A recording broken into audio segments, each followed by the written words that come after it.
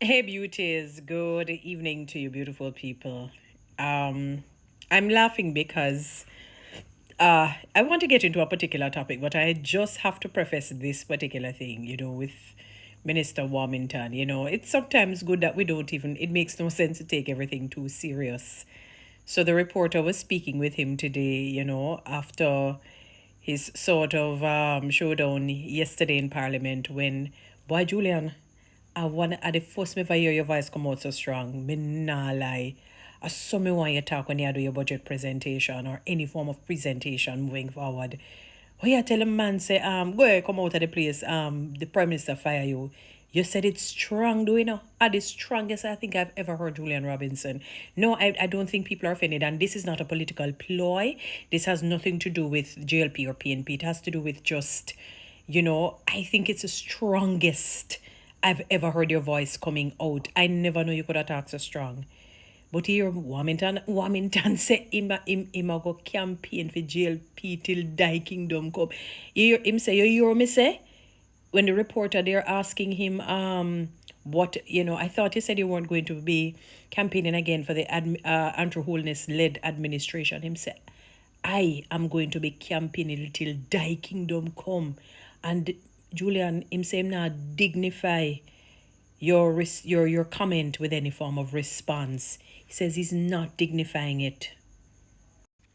Boys like yesterday, Warmington met his match. I was stunned. Julian, I never know you could have talked so. Honestly, it.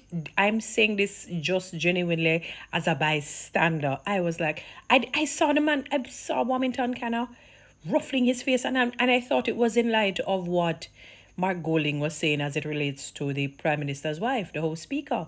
But I'm saying, no, maybe because he maybe unwittingly left office. Let me put it that way. And then it's when it played back today, me say, oh, people been saying it to me, but I heard it for myself, clear cut today, when Julian say, come out of the place, man, the Prime Minister fire you. What? Julian, are you that? Anyway, Warmington say him now stop campaign for JLP till die kingdom come. Him say to the reporter, you hear me say? You hear what the man say? Him say him not dignify your comment with a response and he not stop campaign for JLP till die kingdom come. Him go and make sure say them go right back in his view.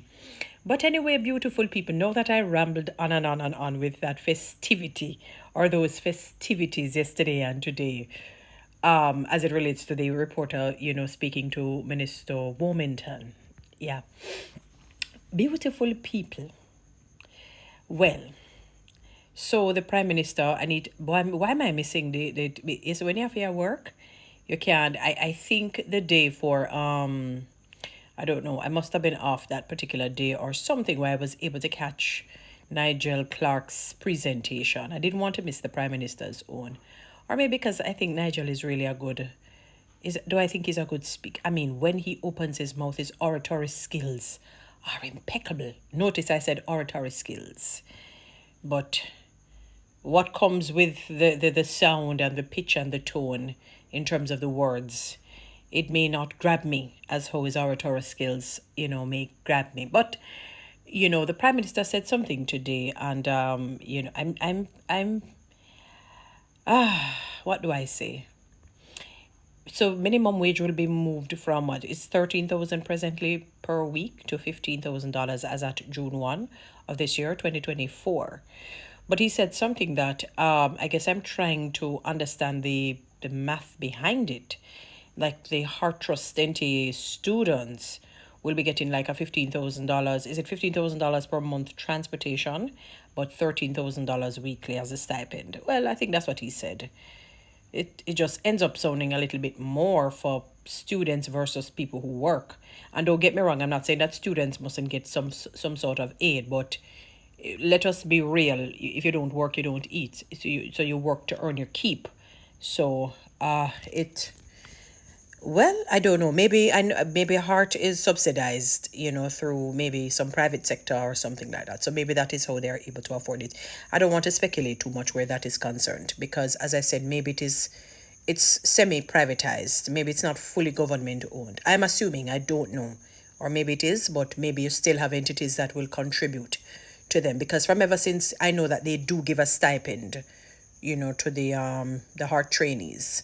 I know that they do give a stipend. I'm not sure if all the locations do it or depending on what you're doing, but I know, some of them they actually do give a stipend.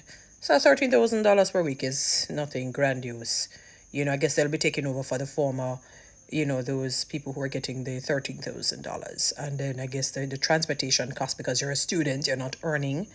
But boy, it would seem as though, boy, as a student, you're getting more money technically than those who are working if the minimum wage is going to just be $15,000. And mind you, we live in a country where it's really difficult to say you're going to work 2 and 3 jobs. We don't have that luxury. You follow? So, it's what to say? What to say? I remember years ago when a particular minister from the Jamaica Labour Party had stated that those earning $500,000 per month, they're barely scraping. I was saying it to a cousin of mine, and the cousin said to me, the cousin's a medical doctor, and the cousin said, well, he chuckled and then he said, well, maybe he does have a point because, for example, if you have a mortgage to pay for, let us say, 100 and we just somewhere decent, 150, close to 200,000, then you have car payments of 50, 60, $70,000. $80,000. You may have 2 children. You're going to have to provide. You may have a wife if you're a male, that is. We're not talking about food yet. We're not talking about clothing. The different amenities, miscellaneous things that may come up, all sort of things. That 500,000 will come like a $50,000 at the end of the month. And it's really difficult to tell somebody to scale all the way down to live like you're earning 100,000 when you're earning 500. It's always good, I suppose, in terms of good financial planning to live below your means, whatever your means may be. So even if you're earning $2 million per month, you don't live above the $2 million. If you're earning $50,000 per month, you don't live above the 50,000.